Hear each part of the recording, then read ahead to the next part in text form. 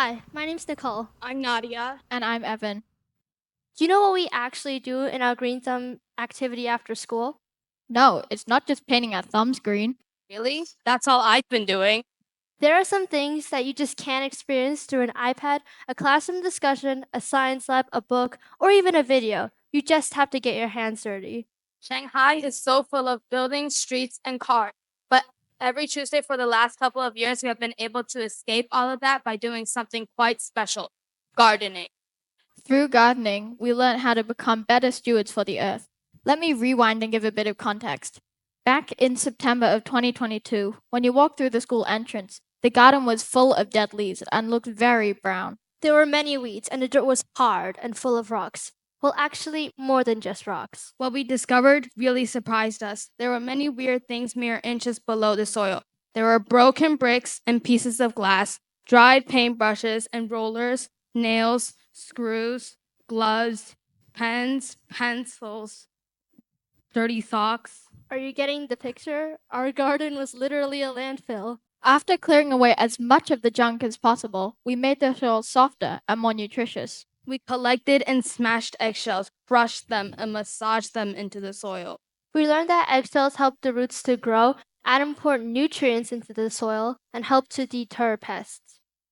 But did this solve the problem of the brown garden? Not by a long shot. We're only watering our plants once a week. Turns out that many of them needed watering more frequently. As a result, many of our plants died within weeks of putting them into our garden.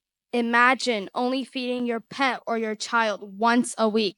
Our plants needed us just as much. We realized that we were actually doing more harm than good. Each time we planted something and it died soon after, it meant that all the water that had gone into growing it thus far was wasted. So was the plastic packaging that the plant came to us in.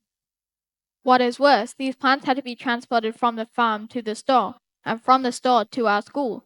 Transportation means carbon dioxide pollution, creating more greenhouse gases and more global warming. How could we pretend to be doing something good for the earth when our mistakes were causing greater harm? We thought about how small actions can lead to big changes. Spending just a few minutes giving water to these plants gives us big, beautiful, bountiful, blinging, blooming blossoms. But the opposite is also true. Forgetting to water plants is a bigger crime than just plant homicide. That tiny moment of forgetting to water the plants results in plastic pollution, wasted water, and air pollution. Do that over and over again, and ultimately, it means climate disasters like hurricanes, wildfires, and droughts that lead to a lot of plants, people, and animals dying. But not all of our gardening attempts ended in disaster. Nature is really weird. Sometimes when something looks awful, it doesn't actually mean all hope is lost. For example, the tree outside the art room, this one in the picture, was gray, brown, crumbly, dry, and very, very sad. We thought it was definitely dead. But then one of our teachers told us to lean in real close to see that tiny red buds were starting to poke out of the branches. Here is the same tree just 1 month later. After lots of rain and sun, it is looking glorious. So here's a bit of green thumb wisdom. Focusing on little details in nature is the key to joy. Try it. Next time you're outside near a plant, focus on the smallest detail your eyes can see and see how it makes you feel. You just might be surprised. Noticing small things in nature really affected the way we felt about the garden. It was a bit like making a new relationship with a pet. You want to see it thrive, and you care if it's healthy and staying alive.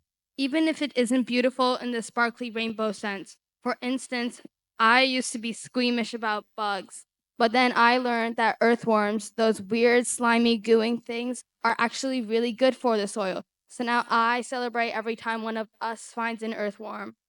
And most importantly, we learned how to become true stewards of the earth, not only transforming the external appearance of our school to be more green, but also transforming our own internal attitudes towards the environment.